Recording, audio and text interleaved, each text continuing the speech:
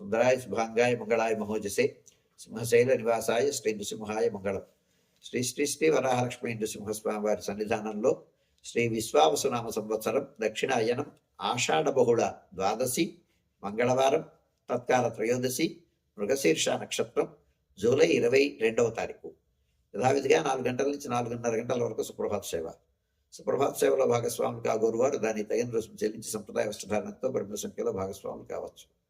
4:30 గంటల నుంచి 6:30 గంటల వరకు ప్రాతరారాధనం. ప్రాతరారాధనలో భాగస్వాములు కాగోరు వారు దానికి తగిన రుసుము చెల్లించి సంప్రదాయ వస్త్రధారణతో పరిమిత సంఖ్యలో భాగస్వాములు కావచ్చు. ప్రాతరారాధనలో భాగంగా నిత్యవేద పారాయణం, ఉపనిషత్ పారాయణం, దివ్య ప్రబంధ సేవాకాలం, అనంతరం ధూపసేవా సమయంలో చతుర్వేద పారాయణం, శ్రీరామాయణం, భారతం, భాగవతం, విష్ణు పురాణం, క్షేత్ర మహాత్మ్యం, వరాహపురాణం, శ్రీవాక్యం, భగవద్ విషయం మొదలైన గ్రంథాలన్నీ పారాయణం చేయడానికి ఉపక్రమిస్తారు.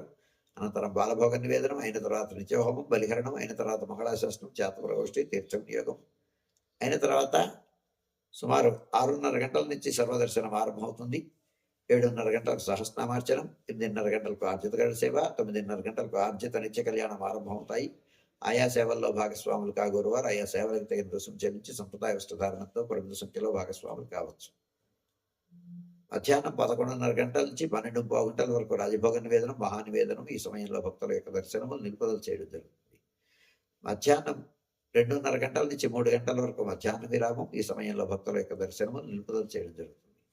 మధ్యాహ్నం 3 గంటల నుంచి రాత్రి 7 గంటల వరకు సర్వదర్శనం కొనసాగుతుంది. సాయంకాలం 5 గంటల నుంచి 5:30 గంటల మధ్యలో ప్రధానాలయంలో సహస్రనామార్చన జరుగుతుంది.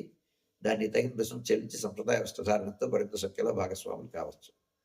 రాత్రి 7 గంటల వరకు సర్వదర్శనం కొనసాగుతుంది. రాత్రి 7 గంటల నుంచి 8:30 గంటల వరకు రాత్రి ఆరాధన. రాత్రి ఆరాధనలో భాగస్వాములు కాగోరు వారు దానికి తగిన రుసుము చెల్లించి సంప్రదాయ వస్త్రధారణతో పరిమిత సంఖ్యలో భాగస్వాములు కావచ్చు. 8:30 గంటల నుంచి 9 గంటల వరకు సర్వదర్శనం కొనసాగుతుంది. 9 గంటలకు ఏకాంత సేవా కవాడ బంధనంతో ఈనాటి కార్యక్రమం సుసంపన్నమవుతుంది.